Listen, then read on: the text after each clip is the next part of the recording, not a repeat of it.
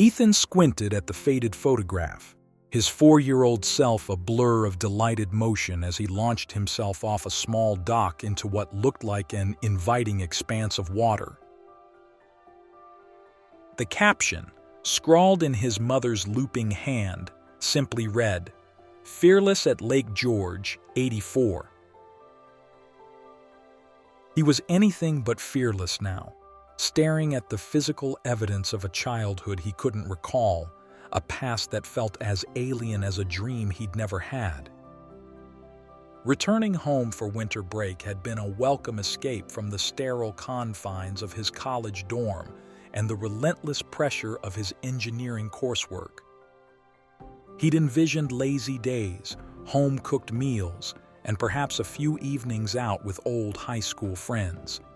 Instead, he found himself a bewildered archaeologist of his own forgotten youth, excavating boxes in the musty depths of his parents' basement.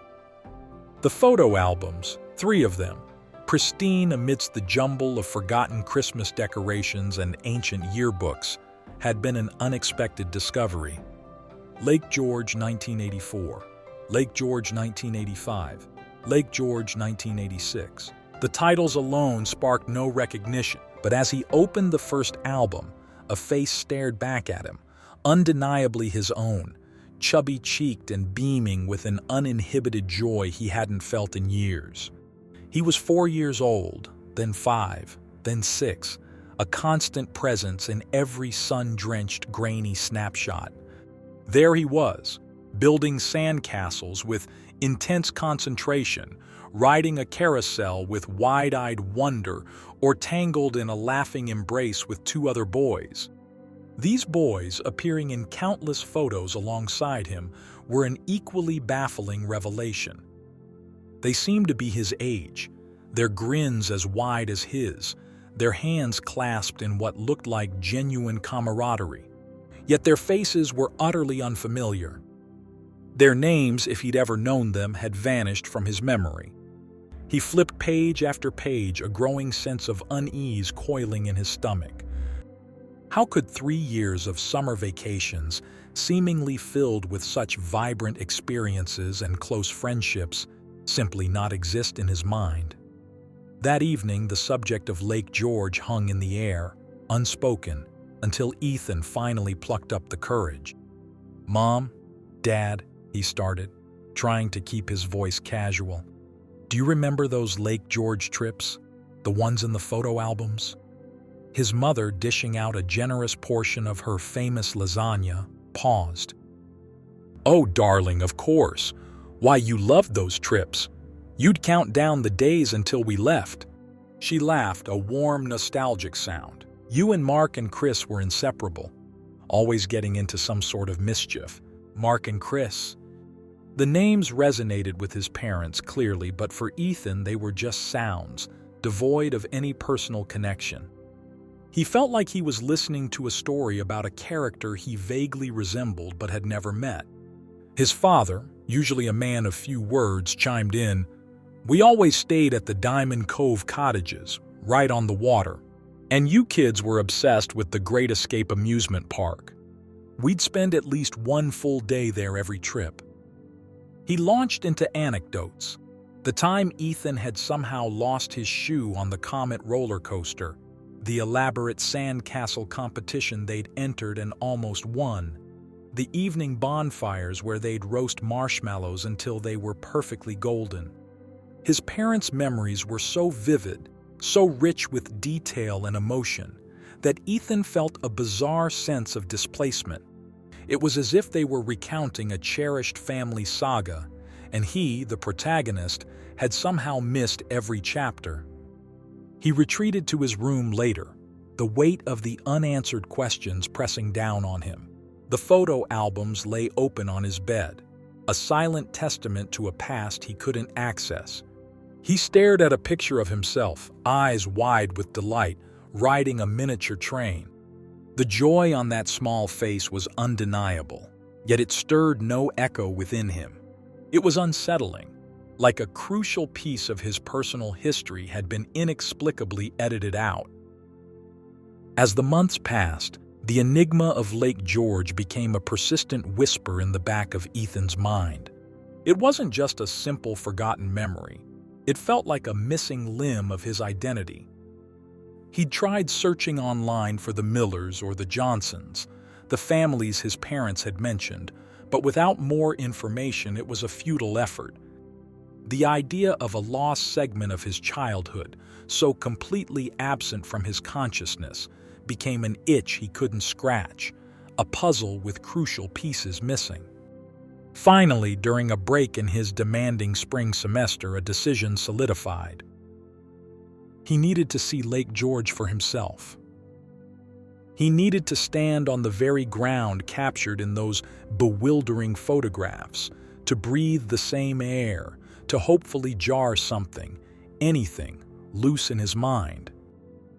It was a pilgrimage born of desperation, a last-ditch effort to reclaim a part of himself. The drive from Rochester was long, but gave him ample time to mentally prepare. As his GPS announced arriving at destination, he felt a strange mix of anticipation and trepidation. He drove through the quaint, bustling village of Lake George, a kaleidoscope of souvenir shops, ice cream parlors, and tourboat docks. He saw signs for the Great Escape, now a sprawling Six Flags theme park, and then he drove up upon Diamond Cove Cottages. A rustic cabin-style sign stood prominently off the road, Diamond Cove Cottages Lakeside Resort. The sign was shaped like the gable end of a house, with a prominent dark red central panel framed by what appears to be light-colored wooden eaves and a base made of stacked natural wood logs and some stone elements at the very bottom.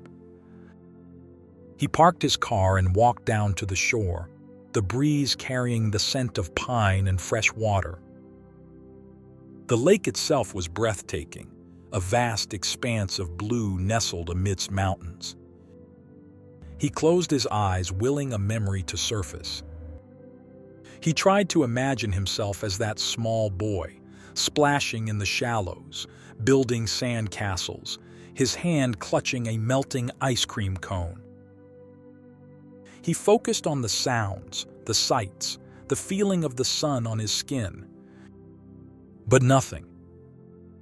The beautiful scenery remained just that, beautiful scenery. There was no sudden jolt, no flash of recognition, no whisper of a forgotten laugh. The place felt utterly unfamiliar, as if he were a tourist visiting for the very first time. The trip, instead of providing the clarity he so desperately craved, had only deepened the bewildering chasm in his memory. Lake George, it seemed, was still holding its secrets tightly. What could explain such a profound, selective amnesia? The afternoon sun, once a source of gentle warmth, now felt like a spotlight on Ethan's profound bewilderment. He had driven for hours across upstate New York from Rochester to the mountains and waters of Lake George with the naive hope that proximity would unlock the vault of his forgotten childhood. Instead, the vault remained stubbornly sealed, its contents as elusive as ever. The picturesque village, the sparkling lake, the distant mountains, all were undeniably real, but they existed outside of him. He felt like an anthropologist studying a foreign culture, not a man revisiting his own past. Back in his rental car, the drive was less a journey and more a retreat from a battlefield where he'd been utterly defeated. He glanced at the passenger seat where the worn photo album lay open, a tangible, odd link to a past that refused to reveal itself. There he was, caught mid-laugh, a tiny hand clutching the hand of a freckled boy with a shock of red hair. Mark. And beside him, another boy, all mischievous grins and dark, curious eyes. Chris. His parents' descriptions of these two were so vivid. their shared secrets, their endless games, the way the trio was inseparable. Yet these faces, so clearly etched into the physical record of his early years, triggered not even the faintest whisper of recognition in Ethan's mind. It was as if he was looking at snapshots of actors playing roles in a play he'd never seen, a play in which his own character was a central, yet entirely unknown figure. It was truly unnerving to him. For it wasn't merely forgetting the details of a specific day or a particular conversation. It was a complete and utter void spanning 3 consecutive years of summer vacations, years that, according to the photographic evidence and his parents' anecdotes, had been filled with vibrant experiences, laughter, and significant friendships. He could recall hazy snippets from other parts of his early childhood, the splinter he got from climbing the old oak tree, the sadness when his pet fish died, the warmth of his mother's hand as she walked him to kindergarten. Why were these relatively mundane moments accessible, while the seemingly momentous adventures at Lake George had been so thoroughly expunged? It felt to him like an active, deliberate erasure. That night, sleep remained an unattainable luxury. Ethan paced the small living room of his Airbnb. He eventually surrendered to the digital world, hoping it might offer some answers, or at least a distraction from the maddening emptiness within him. His initial searches were broad, desperate probes into the mechanics of memory. He typed in terms like childhood amnesia trauma, repressed memories childhood, and selective memory loss. The results were a dizzying array of medical articles, psychological theories, and anecdotal accounts. Some suggested early childhood amnesia was normal for memories before the age of 3, but he was 4, 5, and 6 in these photos. Others linked severe amnesia to significant trauma, but his parents had painted a picture of idyllic, joyful summers. There was no hint of anything remotely traumatic. His childhood, by all accounts, had been a stable, loving environment. The theories simply didn't align with the perplexing reality he faced. Growing increasingly frustrated, he narrowed his focus, determined to find some external corroboration, anything that might jolt his memory. He scoured online forums and nostalgia websites for Diamond Cove Cottage's Lake George 1980s, finding fragmented discussions from people recalling their own vacations there. He even stumbled upon a grainy VHS transfer on YouTube, a home video from 1985 that panned across the cottages and showed snippets of families swimming and picnicking. He recognized the general layout, the feel of the place, from his parents' descriptions, but it was all devoid of any personal connection. He moved on to the Great Escape Amusement Park 1980s. He found vintage commercials, newspaper clippings, advertising attractions, and even a fan-made website dedicated to the park's history. The iconic wooden roller coaster, the Comet, was prominently featured just as his father had described. He saw photos of the old bumper cars, the log flume, the carousel. He knew intellectually that he had been on these rides. His parents had provided specific, vivid stories of such like the time he'd lost his shoe on the Comet, his absolute fascination with the arcade games. But the mental picture remained stubbornly blank. There was no accompanying sensation, no echo of excitement or fear or joy. The most unnerving part was his failed search for Mark and Chris. He meticulously typed in various permutations of their names, paired with Lake George, 1980s, Diamond Cove Cottages, and even common surnames like Miller or Johnson as possible family names his parents had mentioned in passing. He trawled through old-school yearbooks from the Lake George area, thinking perhaps they were local kids. Nothing. His search had become a relentless pursuit, the hours slipping away as he sought any fragment of the past that could offer him clarity. As dawn broke, Ethan felt a cold, hard knot form in his stomach. This was no longer just about forgotten memories. This was about a deliberate, almost surgical absence in his mind.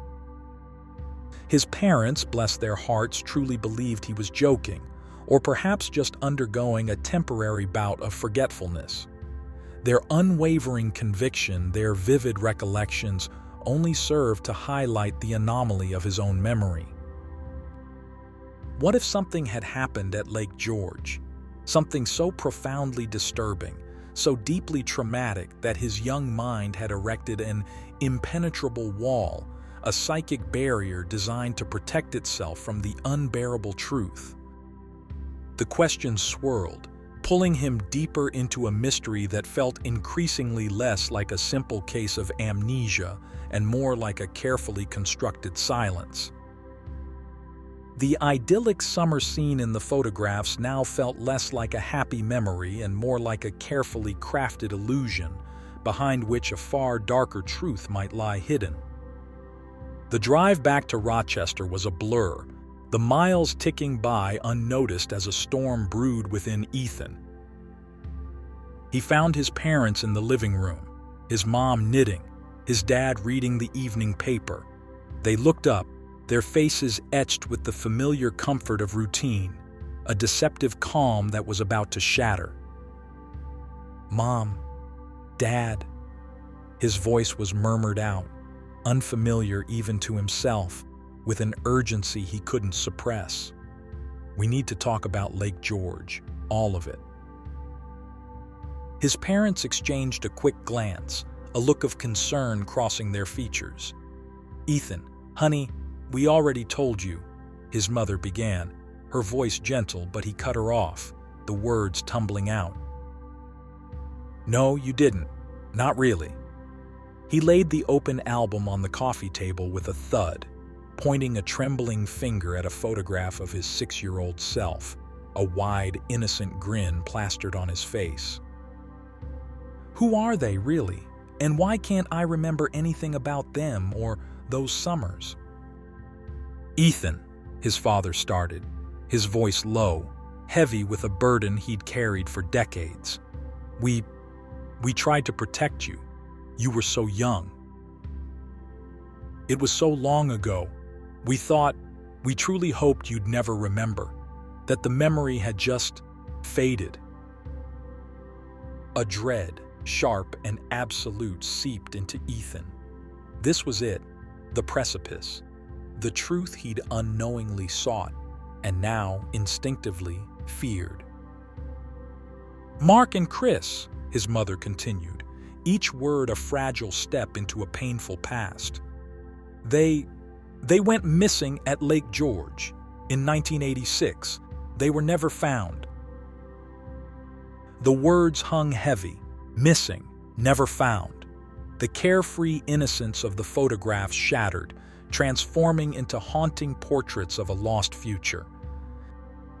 As the reality of his parents' devastating revelation settled, a searing flash ignited behind Ethan's eyes, a jolt of pure, unadulterated terror from deep within his own forgotten past. It was less a memory returning and more like a dam bursting, unleashing a torrent of buried trauma. The jolt was visceral, a lightning bolt of memory that ripped through the protective veil his mind had meticulously woven for decades. The smells of pine and lake water, the distant muffled sounds of laughter from the shore, the overwhelming, paralyzing fear of that day in 1986, it all flooded back with an agonizing, technicolor clarity. It wasn't the idyllic, sun-drenched memory his parents cherished. It was a living nightmare, played out in his mind's eye with chilling precision. He was 6 years old, full of boundless energy and the thrilling sense of invincibility that only childhood could conjure. With a heart full of questions and a mind racing to piece together a shattered past, Ethan prepares to uncover the truth that has haunted him for so long. Ethan's journey was just beginning, each step forward fueled by the need to reclaim the part of his life that had been stolen and to honor the memories of Mark and Chris. With determination coursing through him, he vowed to uncover the truth, not only for himself but for the childhood friends whose voices had been silenced. And the thrilling sense of invincibility that only childhood could conjure. Mark, ever the daredevil, his red hair perpetually falling into his mischievous eyes, and Chris, the quiet observer with a thoughtful gaze that always held a hint of mischief. They had been his inseparable companions. On that fateful afternoon, unbeknownst to any of the adults engrossed in their vacation revelry, the three of them had hatched a secret, exhilarating plan. "Let's take the paddle boat," Mark had whispered, his eyes gleaming with the thrill of forbidden adventure. "To Dome Island," Chris added, pointing across the shimmering expanse of Lake George to the small, uninhabited island, a dark green mound rising mysteriously from the water. It was their own private, forbidden territory, a place of whispered legends and daring dreams. They had clambered into the beige paddle boat, their small legs pumping furiously, propelled by a potent mix of youthful exuberance and the intoxicating thrill of defiance. The sun beat down, warm and comforting, the water sparkled, and the distant shouts of their parents faded into a background as they ventured further and further from the familiar, safe shore of the Diamond Cove cottages. The sheer audacity of their secret mission and the risk of being caught filled them with a giddy sense of freedom, an intoxicating rush of being beyond the reach of adult rules. Reaching Dome Island had been an epic triumph, a heroic feat in their young minds. They had dragged the paddle boat ashore, panting and laughing, their chests swelling with pride. The island was wilder, more untamed than they'd imagined, a dense thicket of trees and thorny undergrowth, alive with the buzz of insects and the rustle of unseen creatures. They'd spent what felt like an hour exploring, imagining themselves as intrepid explorers, charting an uncharted land, their voices hushed with awe and excitement. Then, as they tramped through a particularly dense part of the forest, weaving between gnarled trees, it happened. The ground beneath Mark's feet gave way with a sudden, sickening lurch. He let out a sharp yelp, his arms flailing wildly, and tumbled downwards into an unseen chasm. Chris, who had been right behind him, stumbled too, caught off balance by Mark's sudden, terrifying disappearance, and vanished just as quickly into the same void. Ethan froze, his small body rigid with shock and terror. He peered down into the gaping maw that had swallowed his friends. It wasn't just a hole, it was a dark, jagged opening, a cave entrance swallowed by darkness, exhaling a cool, damp air. He could hear muffled sounds, distant cries for help, echoing from within the impenetrable cavern below. But the sounds were quickly swallowed by the terrifying, profound silence of the uninhabited island. Panic seized his small body. His mind, immature and overwhelmed, defaulted to its most primal instinct: escape. All he could think of was the inevitable wrath of the adults, the unimaginable punishment for taking the paddle boat, for going to the island, for this. He didn't comprehend the true gravity of what had just happened, didn't grasp the horrifying finality of it all. He only knew that it was bad trouble, the kind of trouble that made your stomach clench and your throat close up, the kind of trouble you ran from. He didn't call out. He didn't try to help. He simply turned and ran. He scrambled back to the shore, the frantic murmurs from the cave entrance fading behind him. He flung himself into the paddle boat, his small legs working with a frantic, almost desperate energy, propelling him back across the vast, indifferent lake, leaving Mark and Chris behind on that desolate island. When he finally reached the cottages, breathless and trembling, his clothes damp from exertion, he stumbled out of the paddle boat and walked away, his small shoulders hunched, his mind racing, constructing the elaborate fortress of silence that would protect him for decades. He heard the growing alarm in the adults' voices, the frantic calls for Mark and Chris, their names carried on the breeze. He saw the parents, including his own, organizing desperate search parties, their faces with worry, then escalating to outright terror. He heard his own name being called, his parents looking for him, but he remained silent, hidden in the shadows of a nearby shed, a terrified, traumatized 6-year-old carrying a secret too terrible to articulate. He never told anyone. Not his parents, not the authorities who came to investigate, not even himself, it seemed. His mind, in an act of profound self-preservation, had simply erased it. Buried it so deep that even the physical evidence of the photo albums and his parents' anecdotes couldn't dislodge it until now. The truth, now unearthed, was a monstrous, terrifying weight. Mark and Chris hadn't just gone missing, he had left them. He had abandoned them. The silence in the living room was deafening, broken only by Ethan's ragged breaths, the sounds of his own painful revelation. His parents were watching him, their faces a mixture of confusion and dawning horror.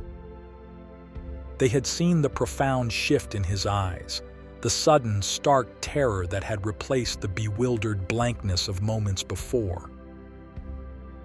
His mother had covered her mouth with a trembling hand, her eyes wide with unshed tears. His father had sunk back into his chair, his face ashen. "Ethan, what? What just happened? What did you remember?" He looked at them, tears streaming down his face, blurring their distraught expressions, the dam of decades of repressed trauma finally broken. The words, choked with guilt and grief, tore from his throat. "I remember," he sobbed, the sound raw and broken. "I remember everything.